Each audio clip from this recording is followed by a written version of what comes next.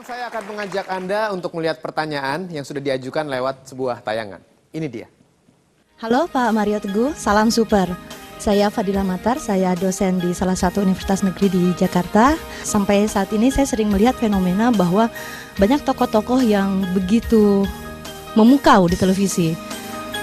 Memukau dalam arti integritas, kemudian komitmen, bahasanya. Tetapi ketika kita baca lebih dalam atau kita berinteraksi dengan orang-orang yang mengenalnya, itu tidak mencerminkan dia sehari-hari.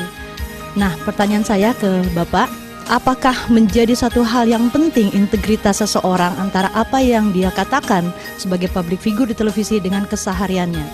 Terima kasih Pak Mario Teguh, salam super. Terima kasih.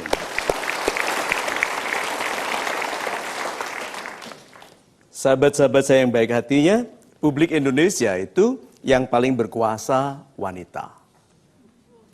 Siapapun yang tampil di Indonesia tidak boleh melukai hati wanita. Telah banyak tokoh besar yang jatuh karena melukai hati wanita. Itu satu.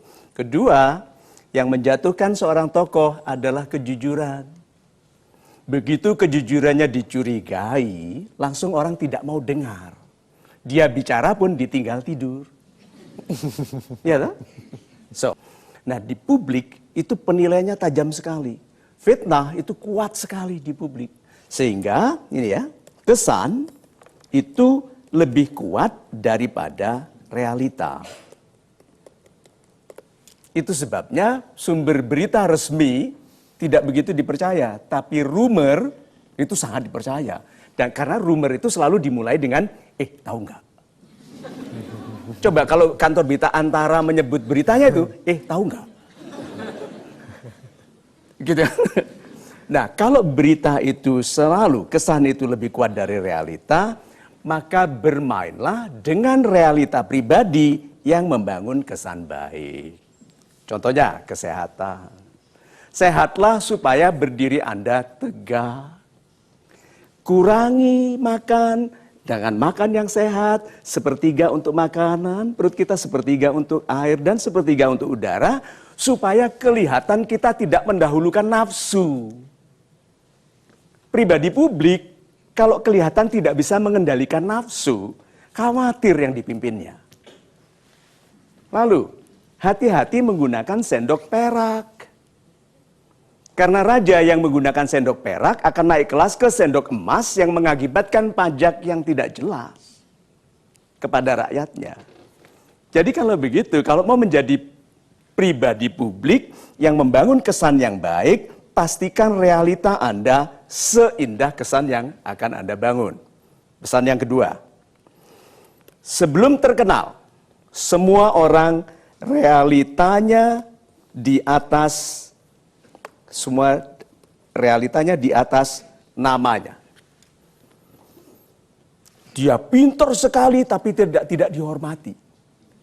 Tidak dihargai.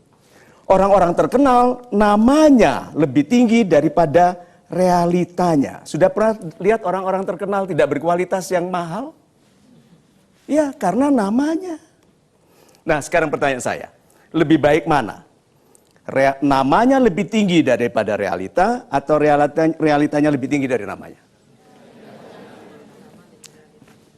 Pilih yang bawah atau atas? Bawah. Yang bawah itu karena belum terkenal makanya milih itu. Kenapa terkenal itu penting? Karena Anda bisa menyebarkan pengaruh.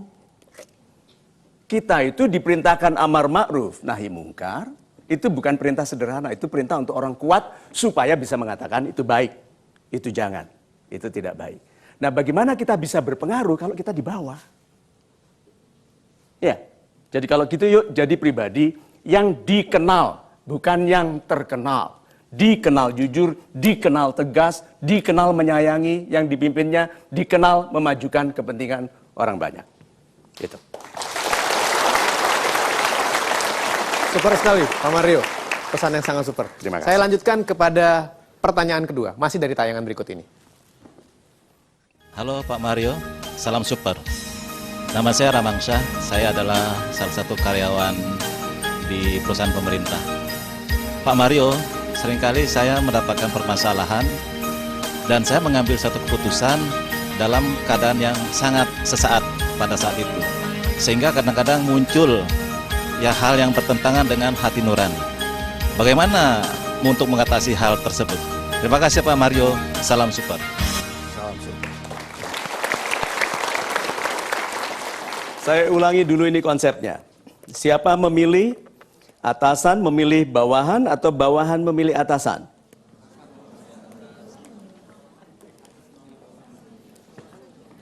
Atasan atau bawahan yang memilih satu sama lain?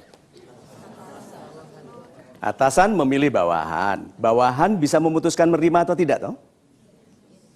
Pada akhirnya siapa yang menerima? Bawahan. Pada akhirnya yang menerima bawahan. Karena sulit dia menerima orang, tapi setelah menerima kita masih bisa bilang, mohon maaf Bapak, izinkan saya melayani atasan yang lain. Kan bisa. Karena produk yang dia buatnya merusak kesehatan, bisnisnya mengharuskan dia menyuap pejabat, bisnisnya membuang limbah yang melukai kesehatan masyarakat, tinggalkan. So, kalau begitu tidak harus Pak, kita mengeluhkan atasan kalau kita menyadari bahwa kitalah yang memilih atasan. Lalu, if you want to lead, learn to serve. Kalau Anda ingin memimpin, belajarlah melayani. Because he who cannot serve cannot lead. Dia yang tidak bisa melayani, tidak bisa memimpin. Atasan yang sulit itu memberikan latihan melayani. Atasan itu satu sifatnya, yaitu tidak masuk akal. Yang masuk akal itu naik gaji setiap minggu. Atasan lupa menaikkan gaji. Kan nggak masuk akal dia. Memberikan target untuk dicapai kemarin. Tidak masuk akal dibandingkan dengan kemampuan dan sarana. Jadi kalau sampai Anda bisa melayani atasan yang tidak masuk akal, berarti Anda tipe yang mengubah yang tidak masuk akal jadi masuk akal. Bawahan yang seperti itu kalau memimpin mencemerlangkan bangsa. Gitu.